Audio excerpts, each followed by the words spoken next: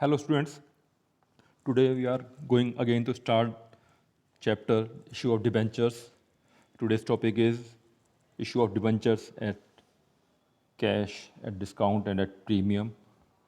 सबसे पहले आप इसकी जनरल एंट्रीज देख लें, क्या क्या जनरल एंट्री होती है। तो पहला जो केस होता है कैश के लिए हमने डिबेंचर को इशू किया है, तो same like shares, issue of shares, first entry जो होगी if whole amount is receive on in one instalment. तो फर्स्ट देखें इसमें on making the first call debenture first call account debit to debenture account और in receipt of first call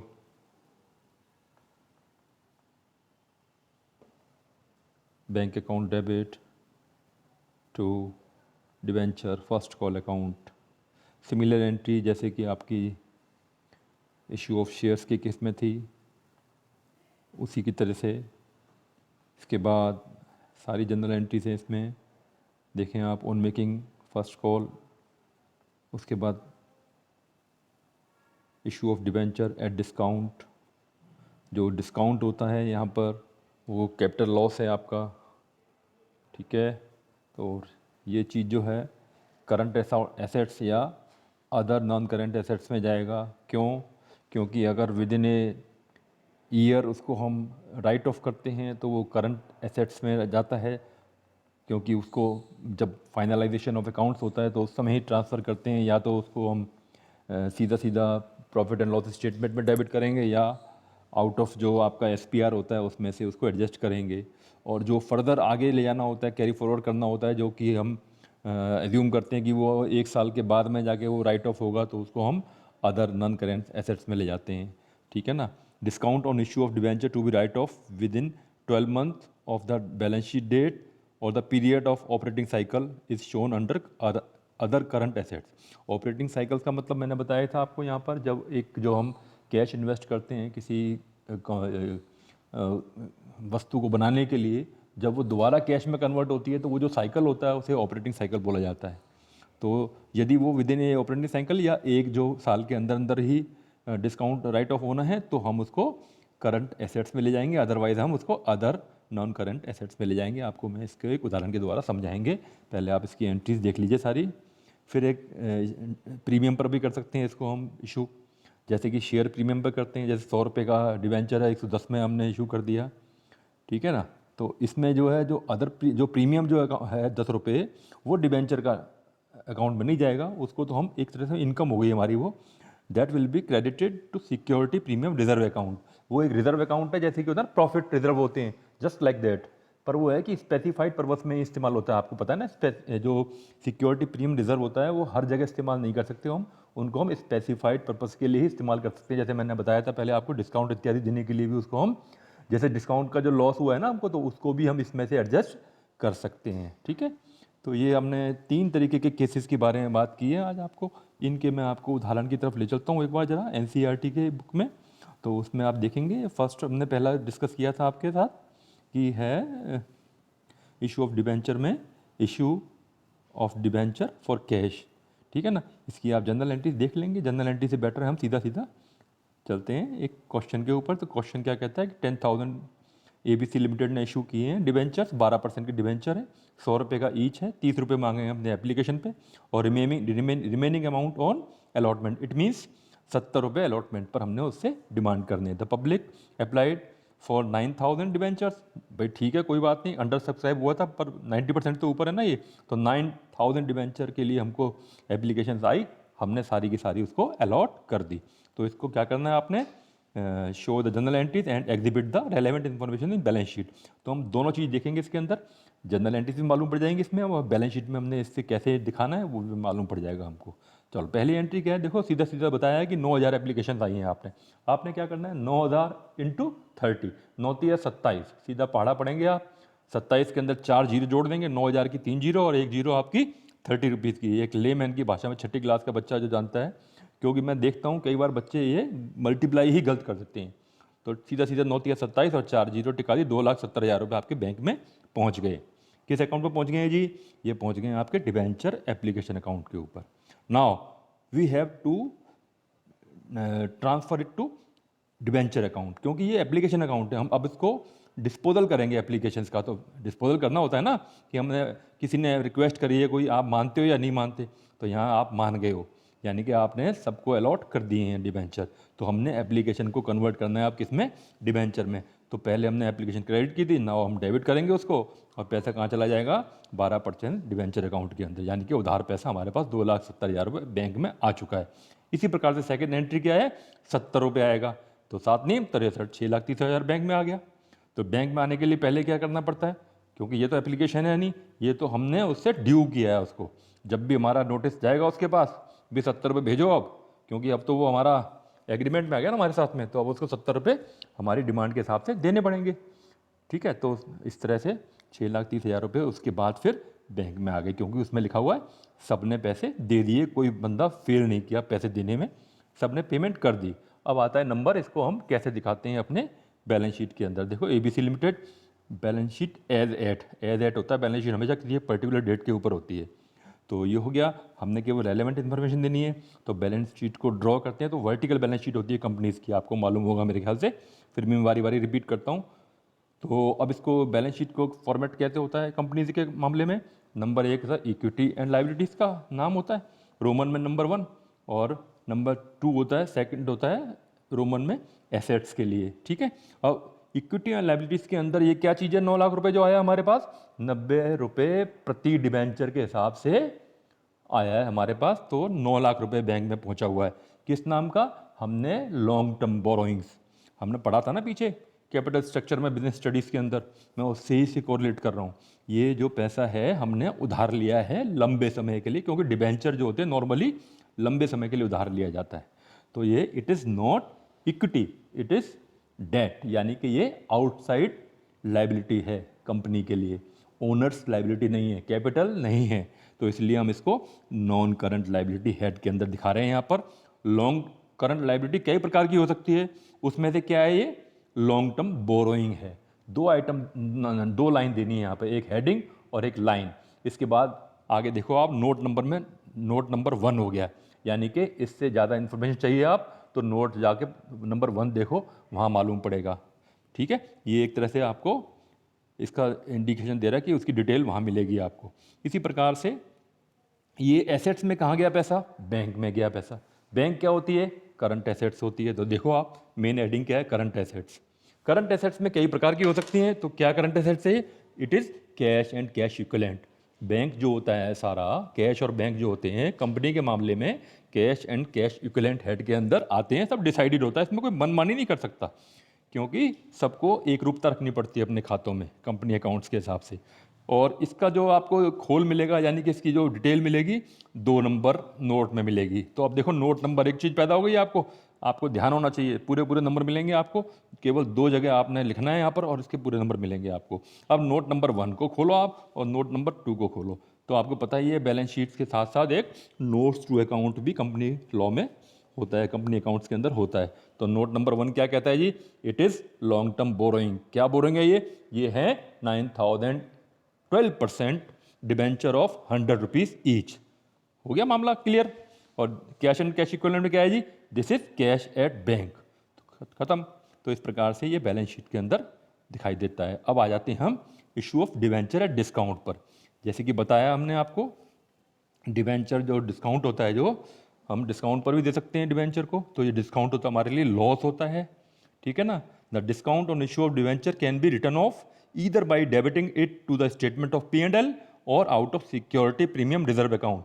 मैंने बताया था ना आपको, या तो आप सीधा सीधा P&L अकाउंट के अंदर से खर्चे की तरह डेबिट कर दो उसमें, या आपके पास कोई रिजर्व पड़ा हुआ है पहले, SPR नाम का, शॉर्ट में बोल रहा हूँ मैं आपको, तो उसमें से आप डेबिट कर दो। 2 तरीके से हो सकता है ये।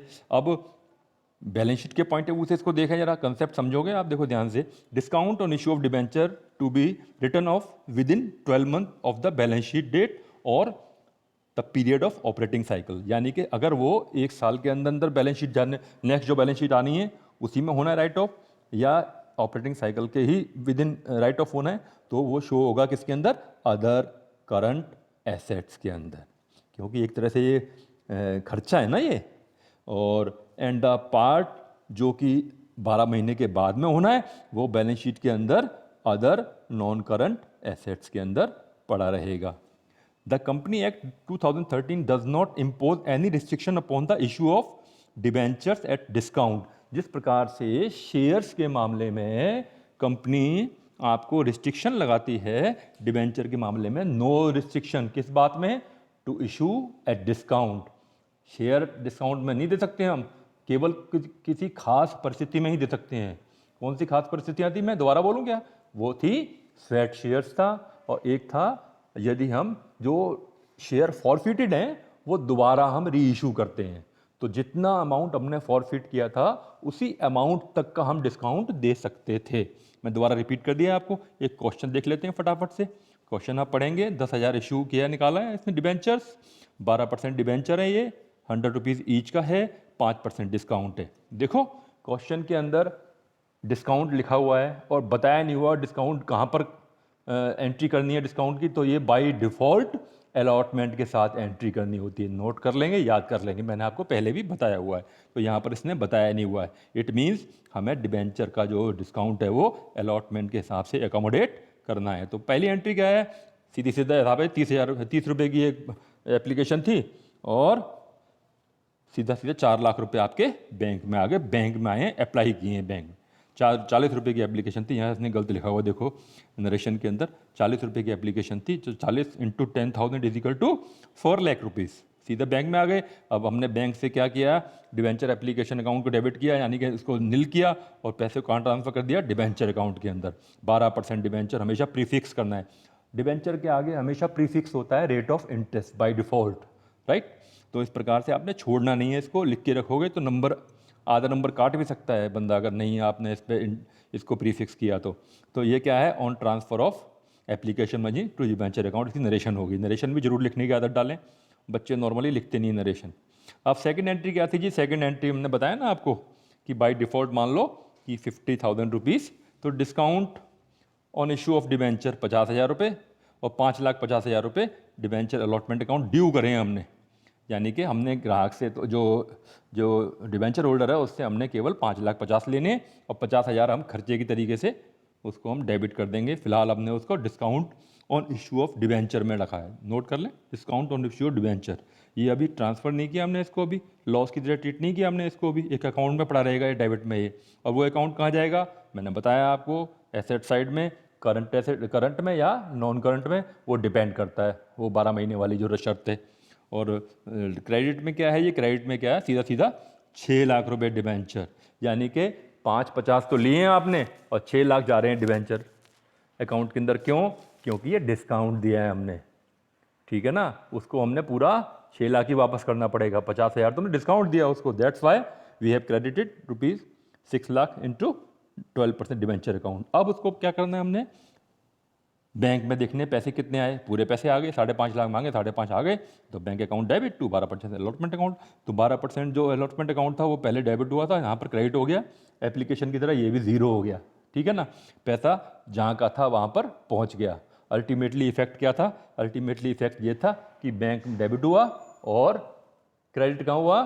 डिबेंचर अकाउंट के अंदर। दोनों एंट्रीज के अंदर चाहे 10 एंट्रियाँ भी हों, बैंक डेबिट हुआ, बैंक में पैसे आ गए हमारे, और सीधा सीधा क्रेडिट का हुआ, देनदारी की तरह से आपका बैलेंस शीट में क्रेडिट हो गया। इसकी कंसेप्ट है। बीच की सारी एंट्रियां क्या है? एडजस्टमेंट है, खुलेंगे खाते और बंद हो जाएंगे खाते अकॉर्डिंगली, राइट?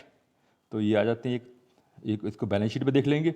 बैलेंस शीट में मैंने बताया ही आपको, इट इज़ आउटसाइड लाइबिलिटी, इसीलिए हम इसको इक्विटी एंड लाइबिलिटी में शो किया है, नॉन करंट लाइबिलिटी में वही सेम बात है। Long term non current liability line item क्या है? Long term borrowing 10 lakh rupees. इसकी इंटरप्रिटेशन नोट नंबर 1 के अंदर मिलेगी आपको। ऐसे ही एसेट्स में आ जाओ, यहाँ पर पॉइंट समझाने वाला आ जाता है। देखो नॉन करंट एसेट्स के अंदर 45,000 गए हुए हैं ये, और करंट एसेट्स के अंदर 9,50,000 रुपये आपके कैश एंड कैश इक्विवेलेंट आया हुआ है, क्योंकि 5.5 लाख एक आया आपका, 4 लाख एक आया, 9.5 लाख बैंक में पहुँच गया।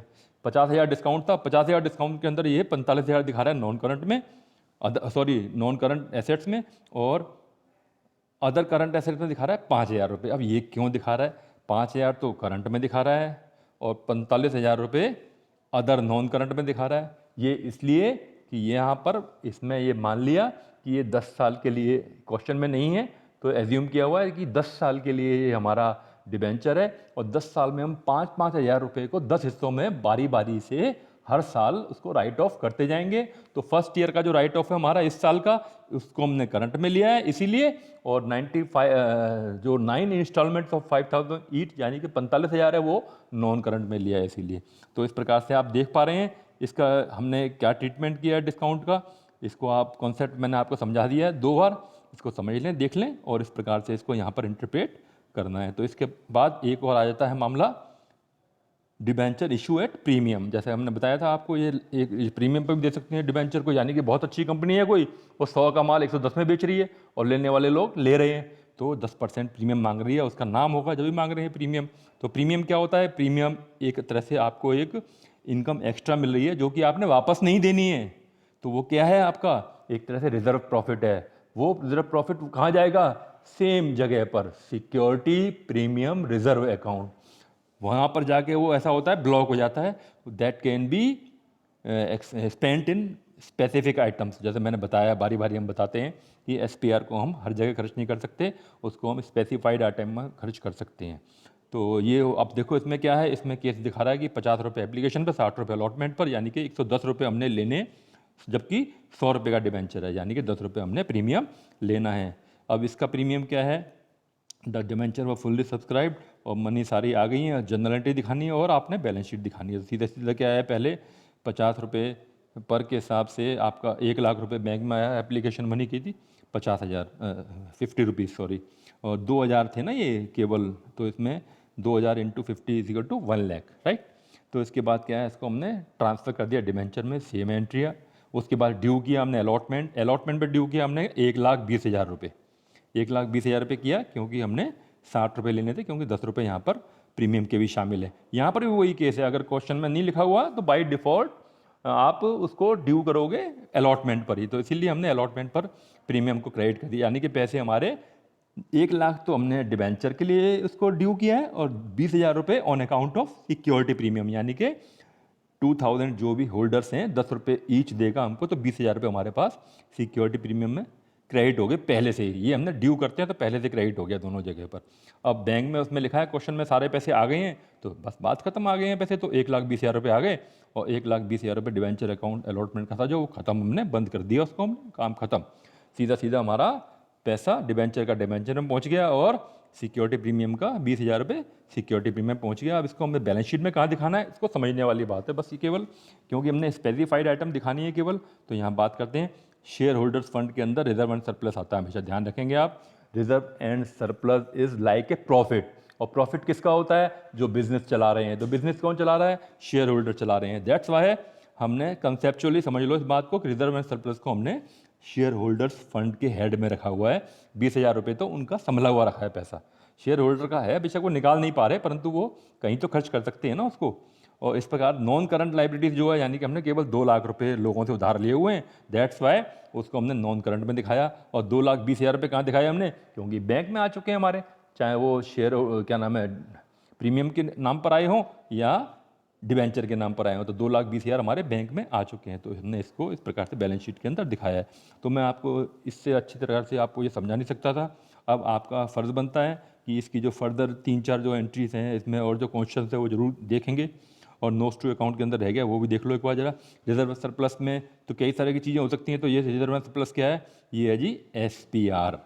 और लॉन्ग टर्म बोरोइंग क्या है? ये है 2,000 10% डिवेंचर ऑफ 100 ईच, यानी कि आपने लाइन ऐसा लिखनी है कि देखने वाला जो है, क्योंकि इसके तेरे को पता है ना क्या नाम है, फाइनल अकाउंट्स के यूजर्स होते हैं, इंटरनल भी और एक्सटर्नल भी, इसलिए आपको एक एक चीज़ बतानी पड़ती है खोल के। तो अब समझ आ गया ना आपको? देखो यहाँ से चालू हुई थी मेन चीज़, पर इसको हमने 4 तरीके से दिखाया अलग अलग।